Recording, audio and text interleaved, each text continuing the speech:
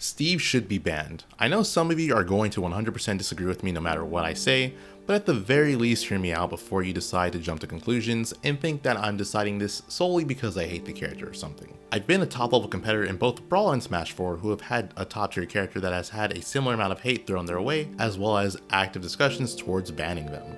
I feel like with PMLG and MLG, Steve is better than Brawl Manite was in a tournament regulated rule set. I know some of you guys are going to think I'm crazy, but like I said, I've actually competed in Brawl, and I could say confidently that the only way you can really argue Steve is worse than Meta Knight now, in my opinion, is through stalling tactics. One of the arguments I know people are going to make is that Steve's results aren't nearly as dominant as Meta Knight's was in Brawl, and my explanation to this is that's true, and I don't think it will ever be that way for two reasons. The first one is that Steve was not part of the base game roster. I think if he was, people would more immediately know how overpowered he was, and the vast majority of players would be using him as a main or secondary similar to Meta Knight.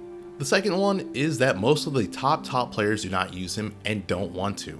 Regardless of how overpowered you feel Meta Knight was in Brawl, the fact of the matter is the majority of the players getting results with him at major events were talented players, most of which would go on to have successful careers in the future Smash titles if they didn't already in the previous ones. Now, I'm not saying that's not the case for Steve, but before these techniques were even popularized, people already believed that Steve was the best character in the game. I think this more than pushes him to be in a tier of his own once this becomes optimized and will severely harm the competitive scene. For those of you that don't know what the technique does, I will quickly summarize it. Basically, Steve can cancel hit stun, meaning not only can he get out of combos that the vast majority of the cast would not be able to, but he can reversal the opponent and get a potential combo or attack of his own. He can also survive attacks that would kill him otherwise. The reason this is so absurdly strong on Steve is that he already has one of the best combo games and punish games in Ultimate, along with a really strong disadvantage state making him difficult to juggle or hit in general. So now, on top of already being difficult to hit, once you finally do hit him,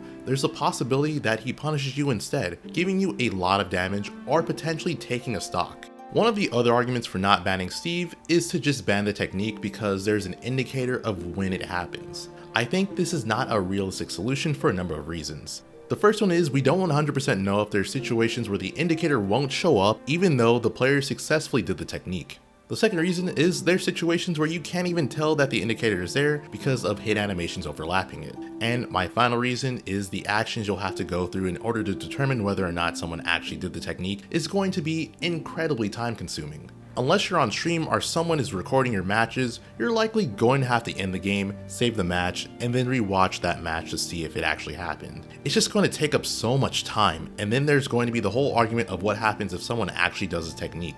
Do they just lose the stock? Lose the game? The set? And what about if the person who accused the player of doing it is wrong? Do they get penalized? And if not, do you just restart the match or something like nothing happened? Because if so, that is a huge exploit that people can use against Steve. It's just going to be this gigantic headache, and I don't think it's worth it. It's going to make people's tournament experience and viewing experience worse because of it. Another argument that I know people will say is that we don't actually know how overpowered the technique is, and we should just wait and see how good it actually is in a tournament environment. My issue with this is, how long are we supposed to wait for C players to do what we already know is incredibly broken consistently? Do we wait a week, a month, a year? What then? Once we do that, I guarantee you there's going to be another argument that goes, well, you know, we've already played with it being legal for this long, so why not just keep it? And then it's just going to be this whole thing that the community argues over about once a week or so, but nothing actually happens. Trust me, I've been in the Smash community for a long time, and this is normally how things go. And that's all I want to say regarding the Steve ban. I just want to emphasize I don't hate Steve players, and I'm only making this video because I truly believe that this makes Steve overpowered and deserving of a ban. If he does get banned, I really hope that there's some sort of last minute patch update that fixes the character that will get him unbanned. But anyways, please like the video so this gets shown to more people, subscribe to help me get to 100k subs, and let me know in the comments if you think Steve should or should not be banned. Goodbye.